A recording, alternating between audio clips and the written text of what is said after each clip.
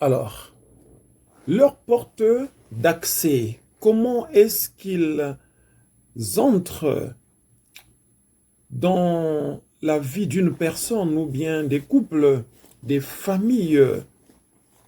C'est cela. Il y a beaucoup de moyens qu'ils utilisent pour faire leur entrée dans la vie d'une personne et faire des victimes.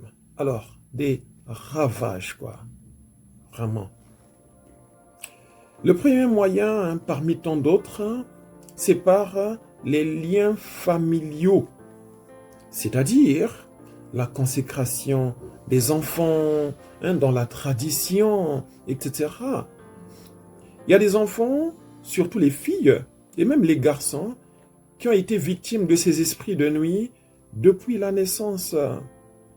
Quand l'enfant est né, parce que pour telle ou telle raison, il y a eu une célébration. Quoi de plus normal que de faire une célébration lors d'une naissance? Mais ce n'était pas une célébration à la gloire de Jésus-Christ, pour lui dire merci Seigneur, pour cet enfant qui est venu au monde, que tu as donné, nous te le consacrons. Merci Seigneur. Non, c'est une consécration de l'enfant aux esprits, selon la tradition. On a tué ceci, on a versé du sang, on a fait des cérémonies, des rites, etc. On a lavé l'enfant avec un os d'un animal ou d'un être humain, je sais pas. On a fait ceci, cela, on a jeté de l'argent, tout ça là. Nous pensions, eh bien les parents plutôt pensaient bien faire, alors qu'ils étaient en train d'exposer l'enfant aux forces du mal, en l'occurrence aux esprits de mari ou femme de nuit. Voilà, donc faisons très attention, quand il y a un enfant qui est né, il convient de présenter cet enfant-là au Seigneur qui l'a envoyé. Autrement, l'enfant sera présenté aux démons et sera à leur service, à leur merci, et tout simplement. Et l'enfant souffrira toute sa vie durant, s'il n'y a pas d'intervention divine à un moment donné. Donc là, par des liens familiaux, consécration d'enfants, rites d'initiation, les adorations, l'idolâtrie, etc., etc. C'est cela. Parmi les autres moyens, il y a des mauvaises pratiques telles que la masturbation. Ouais. Il paraît que pour des raisons médicales, cela a été conseillé à certaines personnes, notamment ceux qui aspirent à faire la FIV, fécondation in vitro. Bon, ça, ce sont des exceptions. Voilà. Mais c'est une pratique qui ouvre les portes à ces esprits de nuit-là. Oui, pratiquée par les hommes ou les femmes. Nous voyons donc les portes d'accès de ces esprits-là. Donc, ces pratiques-là leur adressent une invitation à venir dans la vie, dans la famille. C'est cela. Donc, l'usage des objets sexuels, voilà, concombres, ou bien des koalas, toutes sortes de jouets sexuels. Eh bien, ce sont des pratiques qui font appel à ces esprits-là. Les films adultes, donc X, le fait de les regarder. Vous savez, les yeux sont des portes d'entrée. Oui, ce qu'on regarde entre en nous. Il y a beaucoup de gens qui ont été visités par ces esprits-là à cause de ces films-là. À force de les regarder, même si c'est une, deux fois en passant, eh bien ces esprits-là se sont installés. Et nous verrons un peu plus tard les dégâts qu'ils font. Voilà, les dégâts qu'ils font. Donc les films adultes, entre guillemets. Alors, l'autre moyen, ce sont les disputes dans le couple. Vous savez, quand vous êtes en couple, il y aura tôt ou tard des divergences de point de vue parce que chacun de vous vient d'une famille donnée, a reçu une certaine éducation, a développé une certaine façon d'analyser, de voir les choses, de vivre. Voilà. Mais si ça ne va pas discuter en adulte, accordez-vous, vous chamaillez toujours, c'est enfantin, c'est pas intéressant. Voilà.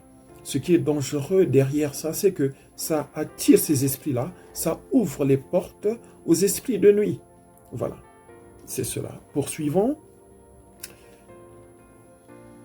L'habillement sexy exagéré.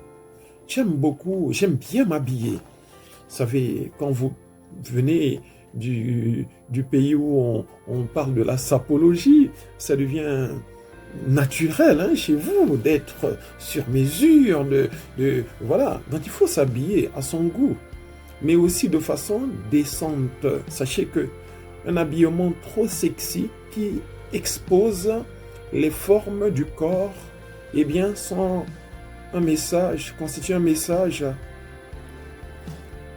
envoyé ou une invitation à ces esprits-là. Voilà. Supposons que vous êtes une femme, mais vous vous habillez de façon indécente au travail, à l'église, dans la société, etc. Vous savez, vous pouvez susciter la convoitise dans la vie d'un certain monsieur. Et il peut craindre de vous le dire parce que vous êtes marié, par exemple, ou bien ça ne se passera pas bien, ou bien vous aurez des mauvaises idées à son égard.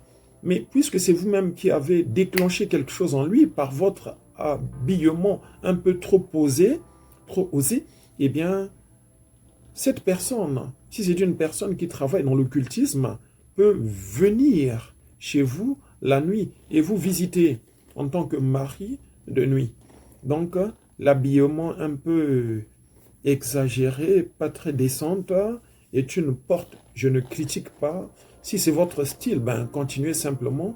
J'explique dans cette vidéo les éléments qui constituent des portes d'entrée, voilà, à ces esprits-là dans la vie des gens.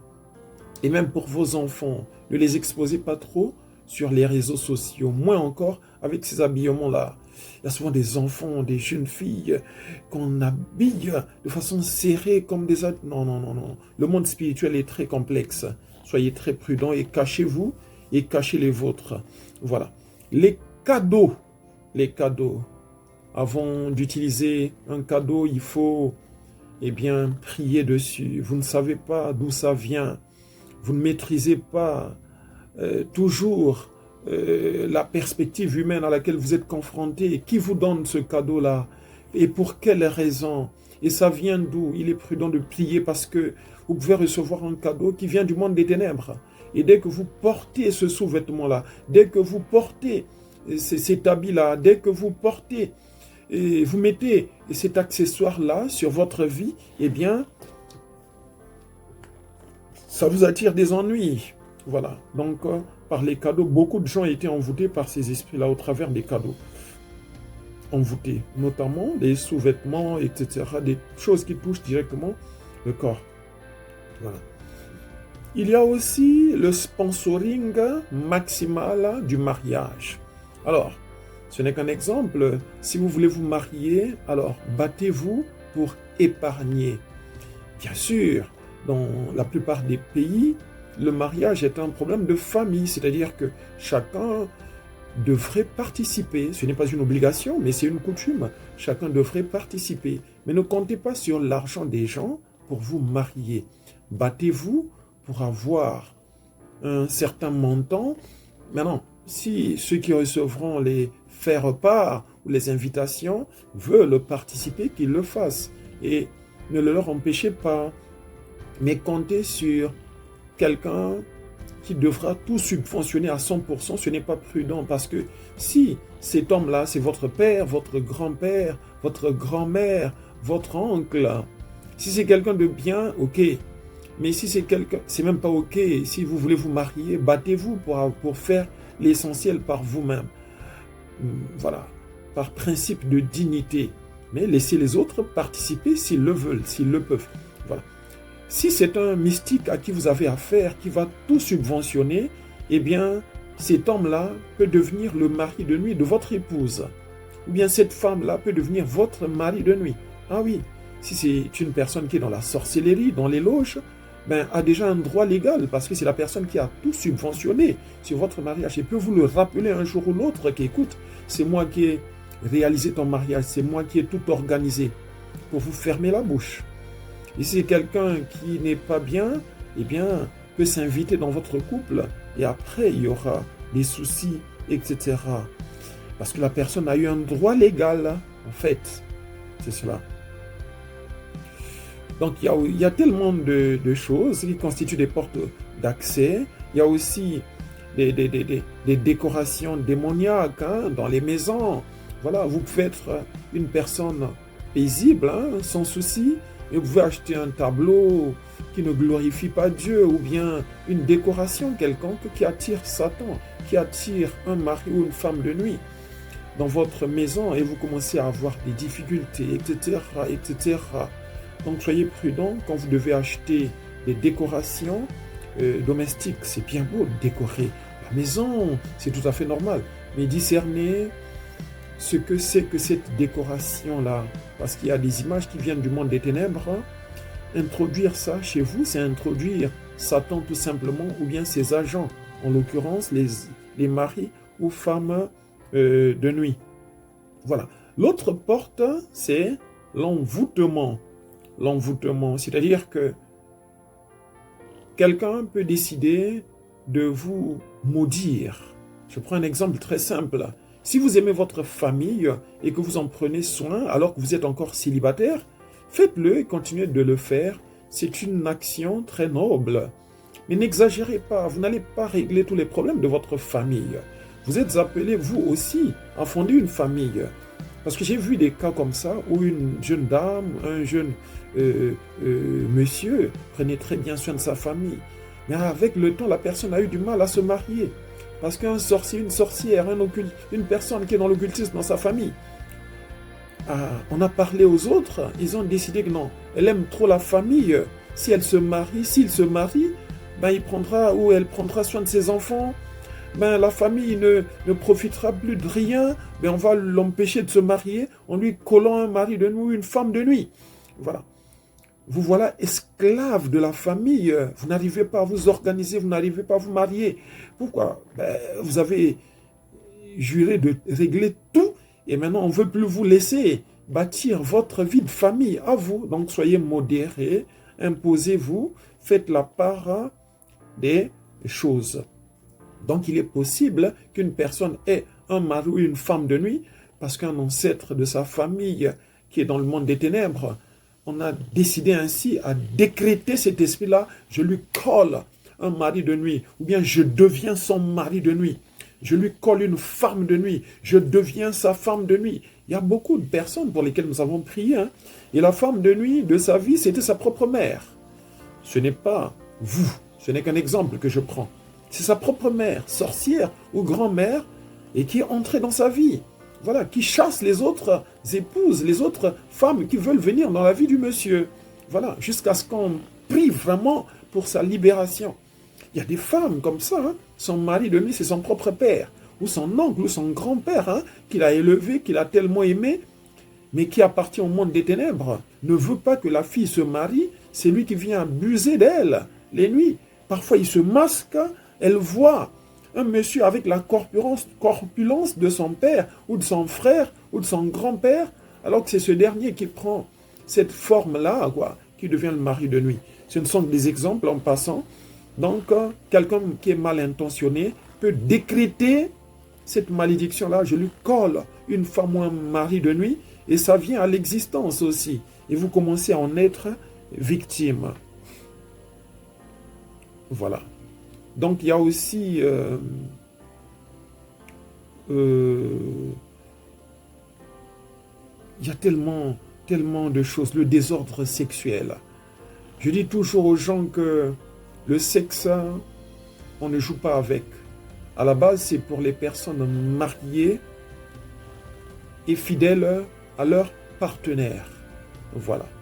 Maintenant, si vous avez quelqu'un dans votre vie et c'est vous qui partez à droite ou à gauche, mais vous pouvez tomber sur une personne qui a déjà ces esprits-là en elle.